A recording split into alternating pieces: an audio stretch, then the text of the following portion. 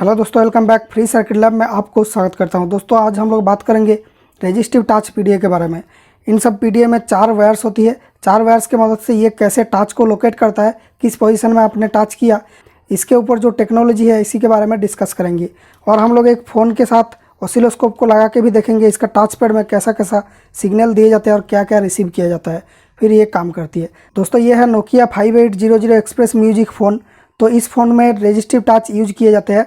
तो ऐसा ही एक और फ़ोन मेरे पास खुला हुआ है। इसका मदरबोर्ड से कुछ जंपर्स मैंने निकाला जो इसका टच पैड के साथ लगा हुआ है। तो इन सब जंपर में हम लोग ऑसिलोस्कोप लगाएंगे। उससे पहले थोड़ा सा इसका टेक्नोलॉजी के बारे में डिस्कस कर लेते हैं। यहाँ पर कोई भी रेजिस्टिव टच स्क्रीन जो होता है, इन सब में 2 लेयर्स होती है। एक होती है एक्स एक्सिस के लिए, एक होती है वाई एक्सिस के लिए। तो इन दोनों लेयर में से एक रहेगा ऊपर में और एक रहेगा नीचे बॉटम में। तो उन दोनों लेयर्स के बीच जो रेजिस्टेंस की सिस्टम होती है वो होता है, एक में इस तरफ से इस तरफ वोल्टेज की ग्रेडियंट पैदा होती है, मतलब कि रेजिस्टेंस इस तरफ से इस तरफ है, और दूसरा लेयर में रेजिस्टेंस इस तरफ से इस तरफ ऐसे दिए जाते हैं।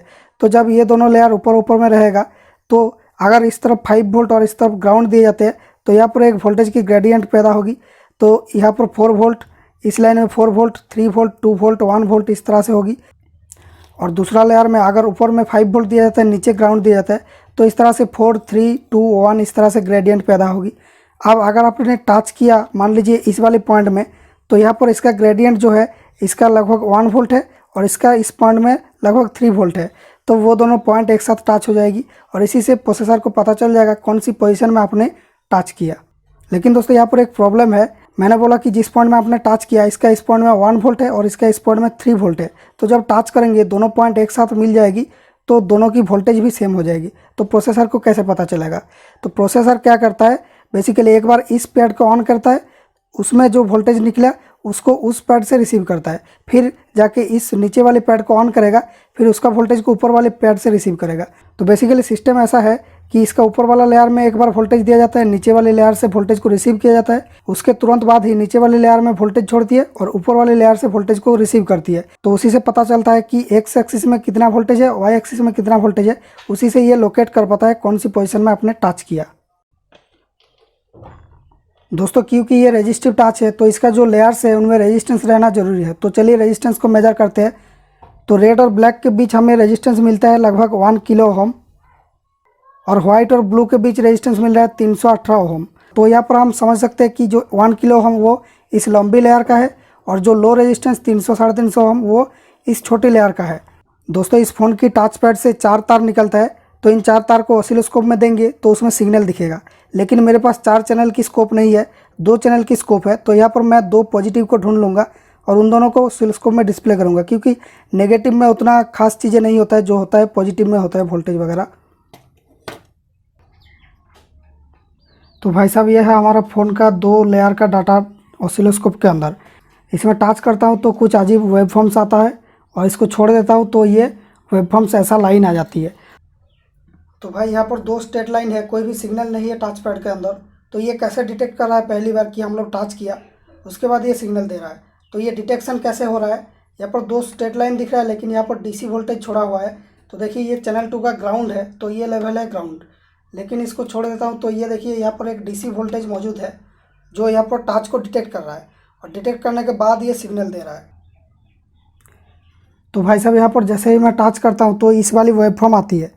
तो यहाँ पर टच को मैं अगर वाई एक्सिस में शिफ्ट करता हूँ तो यहाँ पर एक वोल्टेज चेंज होता हुआ दिख रहा है और एक्स एक्सिस में शिफ्ट करता हूँ तो यहाँ पर 2 वोल्टेज हमें चेंज दिख रहा है।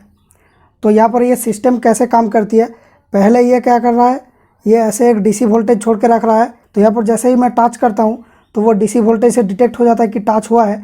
उसके बाद ये एक सिग्नल छोड़ रहा है। तो यहाँ पर एक एक डिवीज़न है, ये जो ग्राफ जैसा बना हुआ है यहाँ पर एक एक डिवीज़न है ½ मिली सेकेंड की। तो यहाँ पर 2 डिवीज़न मतलब कि 1 मिली सेकेंड। तो यहाँ पर ये मान सकते हैं कि यहाँ से यहाँ तक है 1 मिली सेकेंड एनीवे।